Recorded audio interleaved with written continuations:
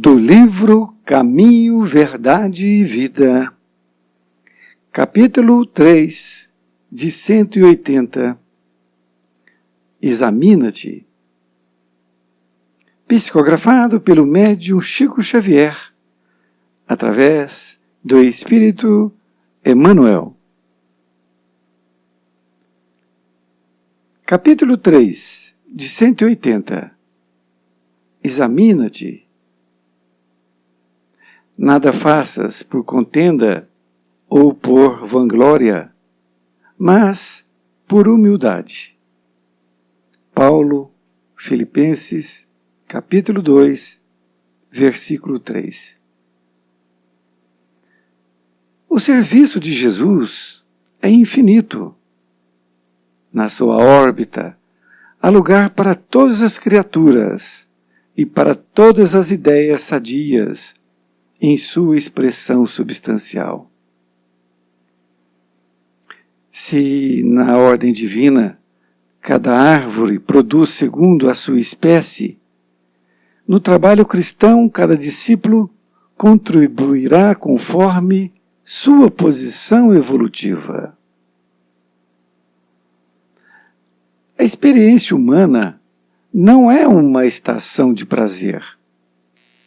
O homem permanece em função de aprendizado e, nessa tarefa, é razoável que saiba valorizar a oportunidade de aprender, facilitando o mesmo ensejo aos semelhantes. O apóstolo Paulo compreendeu essa verdade, afirmando que nada deveremos fazer por espírito de contenda e vanglória, mas sim por ato de humildade. Quando praticares alguma ação que ultrapasse o quadro das obrigações diárias, examina os móveis que a determinaram. Se resultou do desejo injusto de supremacia, se obedeceu somente à disputa desnecessária, cuida de teu coração para que o caminho te seja menos ingrato. Mas, se atendeste ao dever, ainda que hajas sido interpretado como rigorista e exigente, incompreensivo e infiel, recebe as observações indébitas e passa adiante. Continua trabalhando em teu ministério, recordando que, por servir aos outros com humildade, sem contendas e vanglórias, Jesus foi tido por imprudente e rebelde, traidor da lei e inimigo do povo, recebendo com a cruz a coroa gloriosa. Emmanuel, Pedro Leopoldo, 2 de setembro de 1948. Querido amigo, querida amiga, que bom estarmos novamente juntos, agora no capítulo 3, que nós podemos perceber que um capítulo está tendo relação com outro. Nesse, Emmanuel intitulou de Examina-te, isto é, que você deve se auto-examinar. É como se faz um exame de mama, por exemplo, que a mulher faz, ela está examinando o seu corpo, não é? Só que aqui é um autoexame da nossa consciência, dos nossos pensamentos. Então, neste capítulo 3, de 180, ele utilizou esta passagem de Paulo, que ele disse: nada faças por contenda ou por vanglória, mas por humildade. Isso quando ele escreveu ao povo de Filipe, em capítulo 2, versículo 3. Veja bem, a palavra contenda, ela significa discórdia, significa desentendimento, demanda. E então essa palavra contenda significa uma divergência que você tem com uma outra pessoa. E essa divergência, ela vai de uma mínima questão até uma mais alta questão. Então, vamos dar um exemplo. Você tem uma opinião sobre determinada coisa, determinado assunto.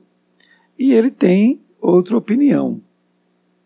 Se naquele momento você não se colocar de uma forma bem tranquila, aquilo pode dar prosseguimento naquelas opiniões divergentes. Aí vai depender de você, vai depender dele. Mas aí já é uma contenda, é uma discórdia, um desentendimento, não é? Agora, se isto continuar, isto pode chegar até uma demanda judicial, por exemplo, não é? Onde vocês já não se conseguem se entenderem e passa a responsabilidade para o juiz para que ele possa, então, resolver a questão por vocês. Então, a contenda é uma mínima divergência que você tem com uma pessoa.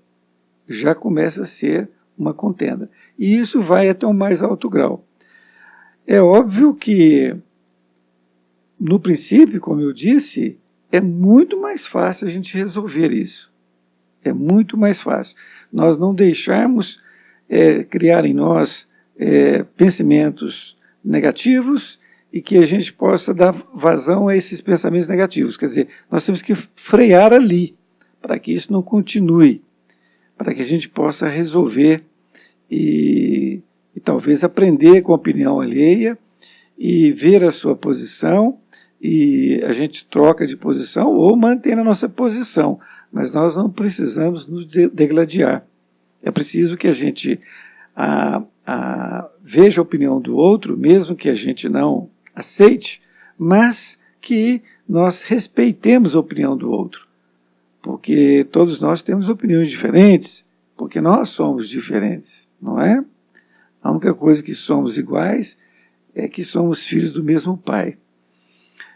E a palavra vanglória significa se elevar, engrandecer. Então, ele está dizendo que não faças por contenda ou por vanglória, mas por humildade. Então, tudo que nós formos fazer, nós temos que fazer por humildade. E Emmanuel começa a nos ensinar aqui de uma forma muito clara, muito limpa, podemos assim dizer, para que nós possamos aprender, trazer esse conhecimento e nós aplicarmos isso no nosso dia a dia.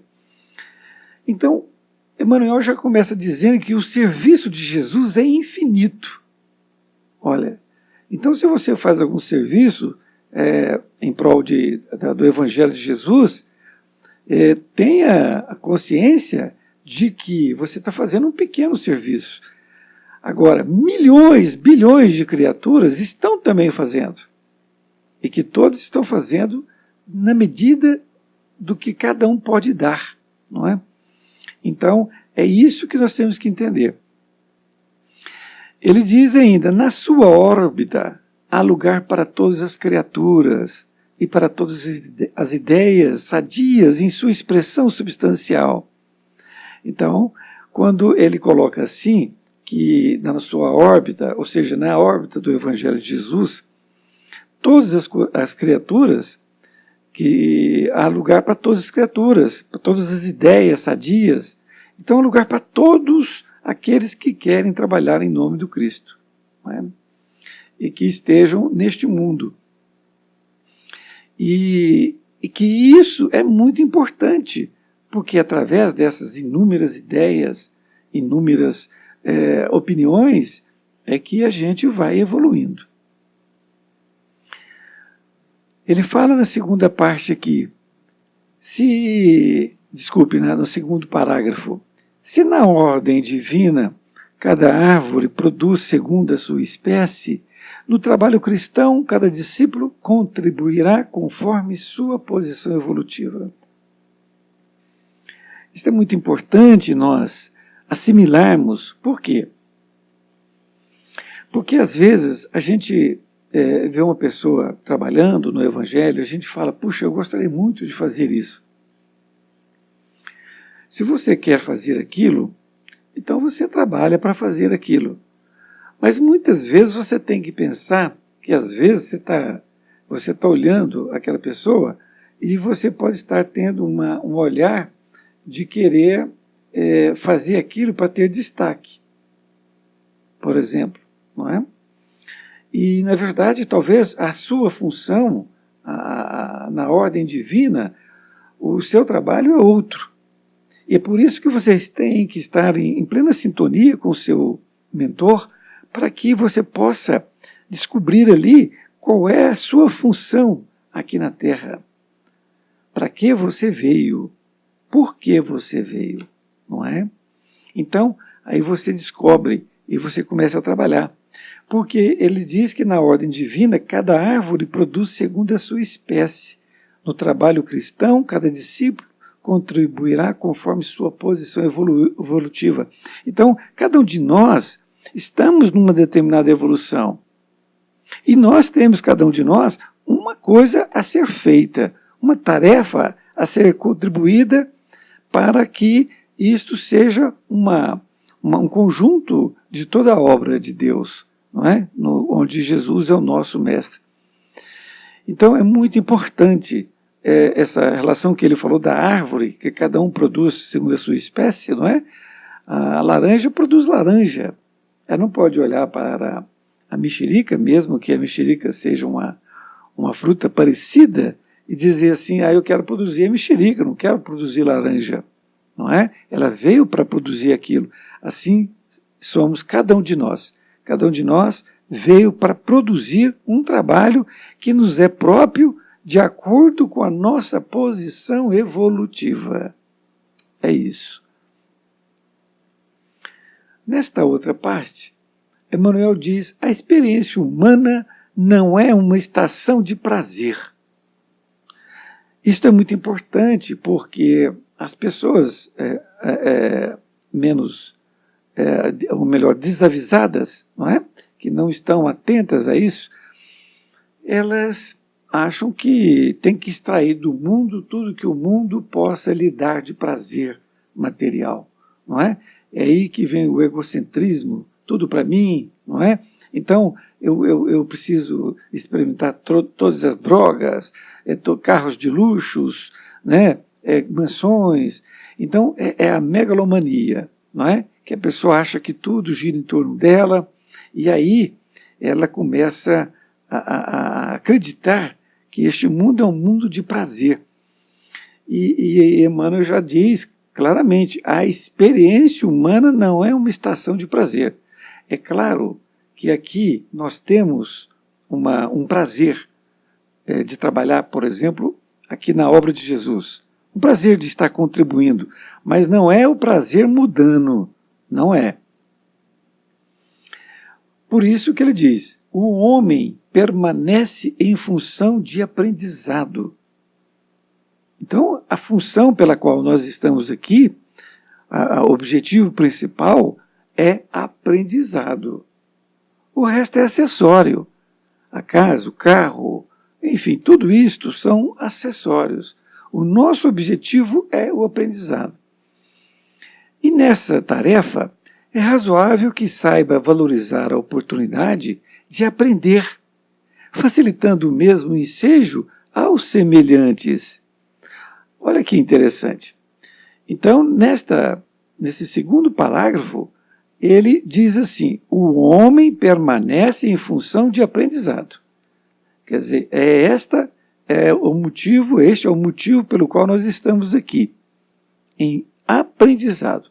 E nessa tarefa, é razoável que saiba valorizar a oportunidade de aprender. Então nós temos que valorizar. Ah, mas eu não queria isso. Não, é isso que lhe cabe. Aprenda com isso. Aprenda, não deixe isso passar como uma forma de sofrimento, não é? Simplesmente, lembro aqui uma pequena história que Chico Xavier, quando ainda estava vivo aqui na Terra, uma senhora chegou para ele e falou: "Ô Chico, meu marido desencarnou, né? E graças a Deus eu paguei meu karma", não é? Como se ela tivesse ali pago um karma porque o marido era muito bruto ou coisa semelhante. Chico olhou para ela, né, e ela ficou esperando ali algumas palavras, né, de concordância, não é? Aí ele diz: minha filha, então agora você ore muito para que você possa vir com ele na próxima encarnação para aprender a amá-lo. A mulher deve ter ficado branca, né? Porque foi assim um aprendizado muito grande para ela naquele momento. Ela perceber ainda encarnada que ela perdeu o seu tempo, não é? E sofreu desnecessariamente, porque ela não aprendeu, não é? A paciência, a tolerância, estas coisas, não é? Então, por isto que é razoável que saiba valorizar. Então, toda oportunidade, seja considerada boa, entre aspas, ou de sofrimento, como é colocado, que nós possamos valorizar. Até porque o sofrimento são aquelas tarefas que nós mais aprendemos, não é? Mais aprendemos nelas. Então, que nós possamos valorizar essa oportunidade de aprender. E ele diz, facilitando o mesmo ensejo aos semelhantes. Então, aqueles que estão conosco, que nós possamos aprender e também facilitar, ajudar aos nossos semelhantes que estão conosco no caminho, que eles também possam aprender, não é? Continua dizendo, o apóstolo Paulo compreendeu essa verdade, afirmando que nada deveremos fazer por espírito de contenda e vanglória, mas sim por ato de humildade. Então Emmanuel está dizendo que naquela época Paulo já compreendeu, não é? Ele compreendeu essa verdade, por isso que ele afirma que nada deveremos fazer por espírito de contenda ou vanglória, não é?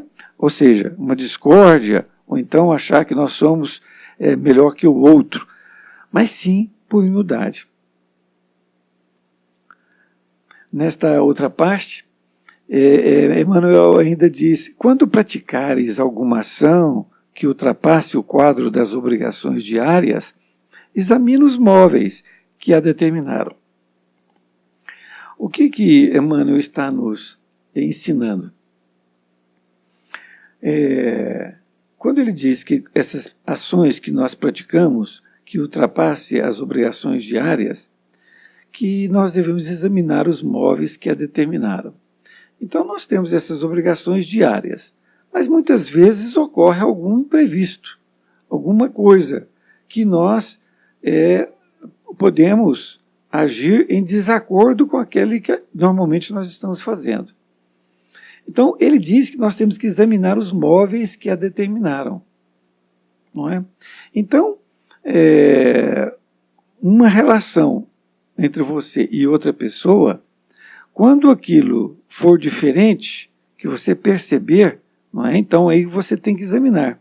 Você percebeu que aquilo foi diferente. Então aí você examina o que determinou aquilo. Se aquilo foi uma discórdia, ou seja, uma contenda, que você já tem com ele, inclusive, de outras épocas aí, ou por vanglória, você está querendo se elevar.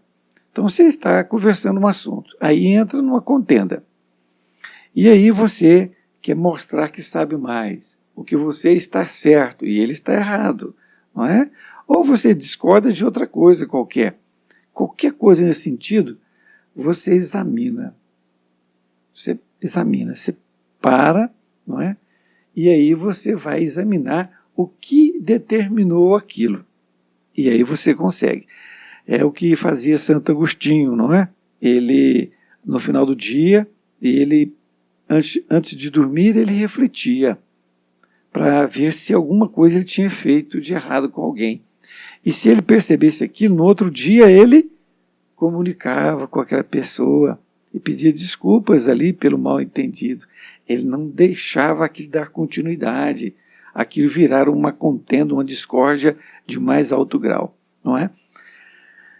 E Emmanuel então continua dizendo, então, se resultou, então, quando acontecer alguma coisa diferente na sua vida, no seu momento ali, no seu dia a dia, ele diz, se resultou do desejo injusto de supremacia, isto é, então, se aquilo foi um desejo de supremacia, isto é, você querer dizer que sabe mais do que o outro, que você está com a verdade, você está com a razão, não é? Se obedeceu somente à disputa desnecessária, quer dizer, você está simplesmente disputando por disputar, não é? Então ele diz, cuida do teu coração, para que o teu caminho te seja menos ingrato. Então, se for por esses dois motivos, você quer se mostrar superior, ou você está tendo uma disputa desnecessária, não é? Que muitas vezes você não percebe que é desnecessária, mas é desnecessária, aí você cuida do seu coração, para que o seu caminho seja menos ingrato. Porque você vai receber uma coisa negativa a respeito daquilo, porque você teve uma contenda, você vai ficar ligado àquela criatura por esta coisa. Então, por isso que você tem que mandar um pensamento positivo para ela, pedindo perdão para ela, e depois, pessoalmente, você faz isso também, ou por telefone, não é? Mas aí, então, se não foi por esses dois motivos, né, nem supremacia, não é? E nem uma disputa desnecessária, ele diz assim, mas se atendeste ao dever, ainda que hajas sido interpretado como rigorista e exigente, incompreensivo e infiel, recebe as observações indébitas e passa adiante. Então, se não foi por esses dois motivos, mas mesmo assim ainda você foi interpretado como uma pessoa rigorosa, exigente, que você foi incompreensivo, ou seja, naquele momento você não compreendeu, não quis compreender, foi infiel, aí você recebe as observações indébitas e passa adiante. Então, o que você tem que fazer? Ele diz, recebe as observações indébitas, ou seja, que não são debitadas a você. Ele fez um juízo de você que não devia, você não teve aquela intenção. Mas muitas vezes você tem que pedir desculpas, mesmo por umas questões muito pequenas que você fala, mas ele tinha que entender isso.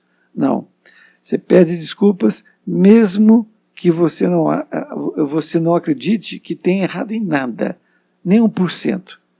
Mas você deu aquela interpretação. Então você pede desculpas para a pessoa porque você não sabe ali perceber naquele momento quanto que você errou para ele. Então aí você pede desculpas, né? E passa adiante, e vai em frente. E aí você passou o problema para ele, porque você pediu desculpas, não é? Se ele não quiser se desculpar, o problema passa a ser somente dele, porque você cortou ali o elo de ligação negativo quanto àquele quesito. Na conclusão, ele diz, continua trabalhando em teu ministério. Então, diante disso que já foi falado anteriormente ali, ele disse para você continuar trabalhando no teu ministério. Recordando que, por servir aos outros com humildade, sem contendas e vanglórias, Jesus foi tido por imprudente e rebelde, traidor da lei, inimigo do povo, recebendo com a cruz a coroa gloriosa. Você pode estar pensando assim, puxa vida, mas Emmanuel está nos comparando com Jesus? Sim, está nos comparando, não na evolução, é claro. Ele está nos comparando na situação, dizendo que nós devemos recordar, né, que Jesus foi humilde, não teve contenda, nem vanglória com ninguém,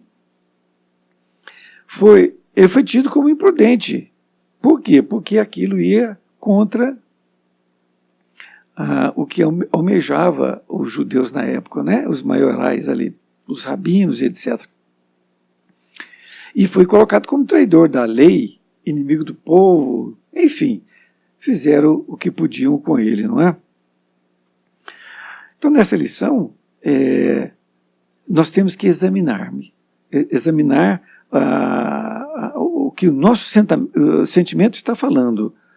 É o nosso sentimento, a nossa disciplina de perceber que nós temos que melhorar os nossos sentimentos, não melhorar o outro. O outro, quem melhora é ele. Nós podemos ajudá-lo, mas quem tem que examinar a nós, somente nós mesmos, porque o sentimento está vindo aqui de dentro.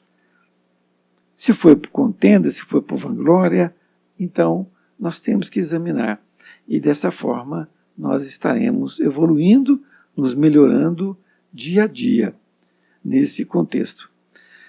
Foi muito bom estar com você, espero encontrá-lo em próxima oportunidade e fique com Deus.